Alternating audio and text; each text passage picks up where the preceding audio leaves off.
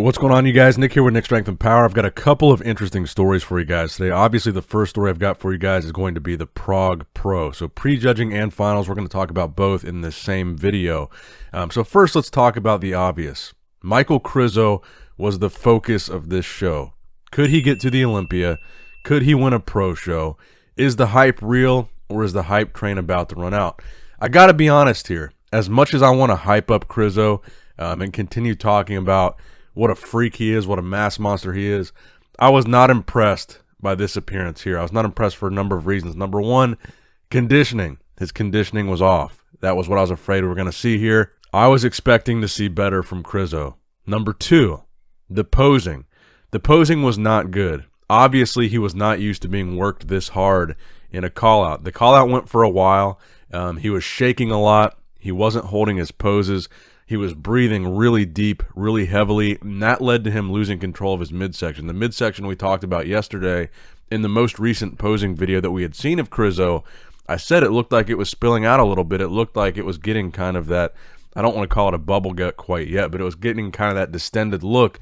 And because he was breathing so hard on stage and he was getting so tired, he was losing control of that midsection at various points in the prejudging and the finals. And I think that was something that was already going to hurt him because his midsection was already not his strongest point, because you could really see, we've talked about this before as well, only his top 4 abs are super visible. He doesn't have really deep and defined abs, especially in the lower abs. So when he was breathing heavily like that, it wasn't a good look. And like I said, in combination with that, he wasn't holding the poses very long and he was shaking a lot during those posing routines. And you add on top of that, because he was so tired, he was sweating really bad. And his tan was running really, really bad. Probably the worst out of anybody on stage. Now, with that being said, I still think the strong points for Krizo continue to be strong points. He is really big. He still looked really big on stage, probably the biggest guy on stage, easily.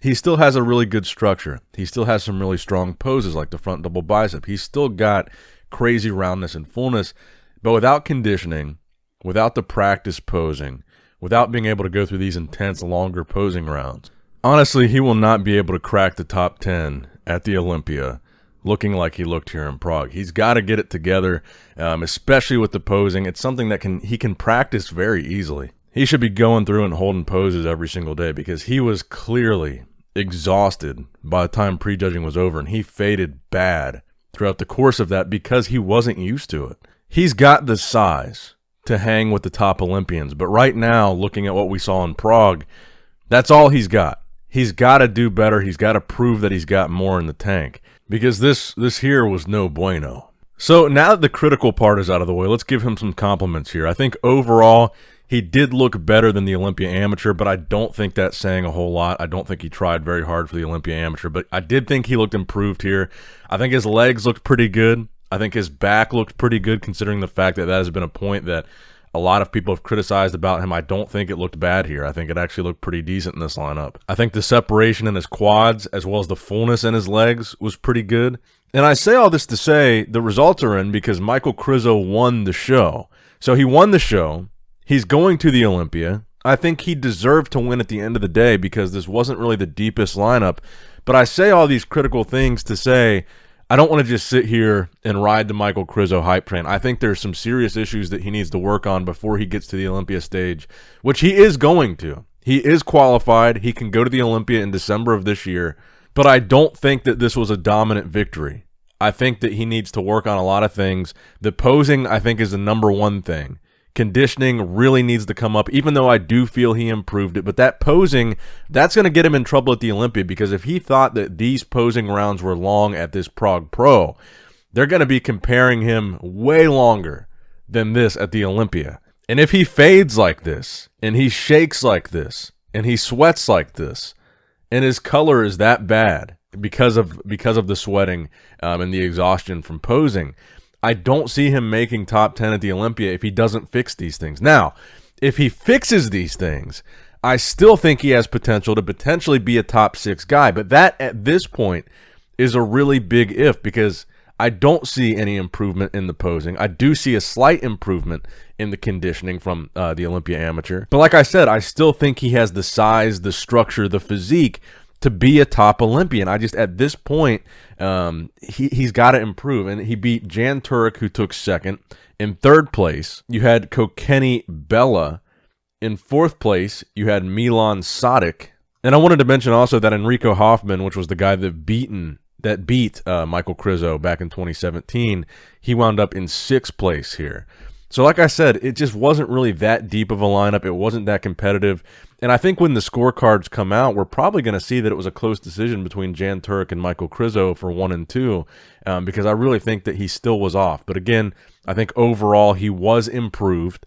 Overall, he deserves the victory, but I really think that it's important to point out these critiques because I want to see him do well at the Olympia. I want to see him top 6 at the Olympia. I want to see him look insane at the Olympia, but I really don't think he will if he doesn't fix these things that we're harping on right now. So it may seem like a tough critique to somebody that just won, but I really want to see all these points brought up because it is really going to cost him at the Olympia, and I want to stress that, over time. So there are 2 other stories I wanted to cover in this video besides the Prague Pro. Number 1 was a physique update that we got from Dennis Wolf, actually. So we got a couple physique updates from Dennis Wolf recently where he says he's weighing about 210 pounds. Obviously, he is significantly downsized from where we saw him as a competitive bodybuilder, but I think Dennis serves as a great example as a post-retirement bodybuilder that looks fit, that looks healthy, that let go of holding on to all that size. He was able to kind of break that body dysmorphia cycle where a lot of pro bodybuilders, when they retire, they want to still hold on to as much as possible rather than focus on health and longevity. And I think Dennis here is a prime example of what a post-retirement pro bodybuilder could and should look like. And if you compare that to a picture of him from his prime where he was pushing 300 pounds in the offseason, he was a big bodybuilder in his competitive prime. I think him walking around at a body weight of like 210 and his height's like 6'1" is going to extremely increase his lifespan and his longevity. He looks much better, much healthier here, and I think this, like I said, serves as a really good example to other pros of what they could potentially look like. He looks super fit, super active, and overall just really good. Now, also, we got a physique update from Terrence Ruffin again, and the more updates that we're seeing of Terrence, I think the better that he looks. He looks really good. He says in the caption of this post, most people, including pros, say they want to be better, see improvements. But when you look at what they're doing on a day-to-day basis, their actions don't match their words. He talks about tracking your food, tracking your training, and tracking your sleep. And I think this is the best update so far that we've seen of Terrence Ruffin. I think his legs look really good here. Obviously, he's got the trademark Terrence Ruffin V-taper. Great separation, though, in the legs. And overall, I think that he is going to be pushing Chris Bumstead again this year. I think there's no denying that it's going to be close between Chris and Terrence. Because the thing about Terrence is he looks really impressive in these updates, but you've got to remember these updates are static. He's not moving in these updates. And one of the things that really is his strong point is his posing. And you see that in person. You see that in video. That's what really brings his physique to life.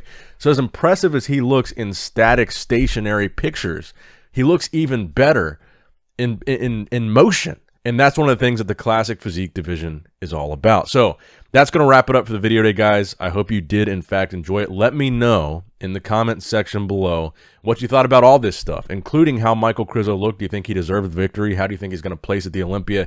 Give me your Olympia predictions in the comments. With Michal Krizo now in that conversation, where do you see him landing? Is he top 6? Is he top 10 based on how he looked here? Could he be outside of the top 10? Let me know. Make sure you like the video, give it a thumbs up, subscribe to the channel, and click that bell notification icon if you have not already. And as always, I love you guys. I appreciate you guys. Nick Strength and Power, signing out.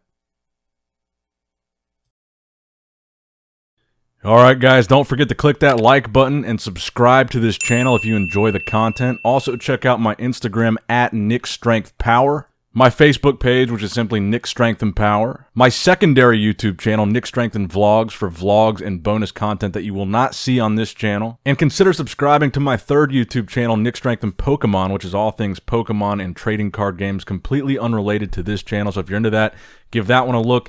And all links to merchandise and social media will be in the description box below. If you guys want a Nick Strength and Power t-shirt, that will be in the Shopify link below. Have a great day. Dancing in the good light, everybody's feeling warm and bright. It's such a fine and natural sight. Dancing in the good light. Everybody's feeling warm and bright. It's such a fine and natural sight. And everybody's dancing in